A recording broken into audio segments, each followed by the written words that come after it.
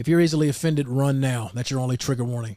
58% of American black women that have children have at least one child by multiple different men. In other words, 58% of black women have 2 or more baby daddies. Okay. Now, y'all, TikTok has been suppressing my videos a little bit recently. I don't know why, but so I need y'all to like this. I need y'all to comment on it because we need to have this conversation. According to a study that was done by Cassandra Dorius, who is a postdoctorate fellow at the University of Michigan's Institute for Social Research, mothers with multiple fathers for their children are more likely to be underemployed, to have lower incomes, and to be less educated. According to the study, families with multiple fathers are stressed out, with issues often arising about how to consistently raise a child in different households.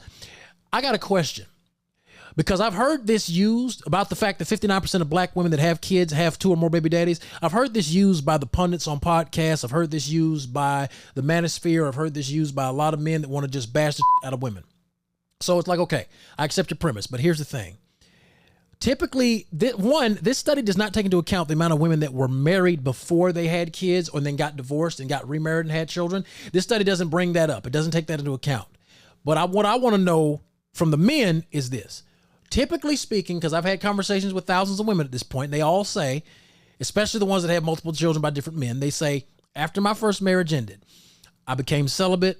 I said, I'm going to hold out. I'm not going to do this. I'm going to wait to have sex again, that kind of thing.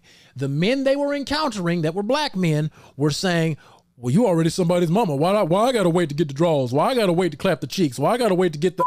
And I'm sitting here thinking to myself, I'm like, oh, you know what? You're right. You're absolutely right. Before we sit up here and try to damn and condemn women for having more than one child out of wedlock. Now, granted, there are a large percentage, a growing percentage of women that want children without getting married, to which I say, y'all know my opinion on that. I think that's stupid. I think that's stupid. I'm always think that's stupid. But to the men that want to bash women that try to be celibate afterwards, this still proves to me men have no problem sleeping with and reproducing with women that they supposedly deem the unworthies, the undesirables, because I thought single mamas I thought they were the untouchables. I thought they were the undesirables. So why is it that women that have children, both in and out of wedlock, with one man already, still get sexual access from these supposed high value kings of the earth?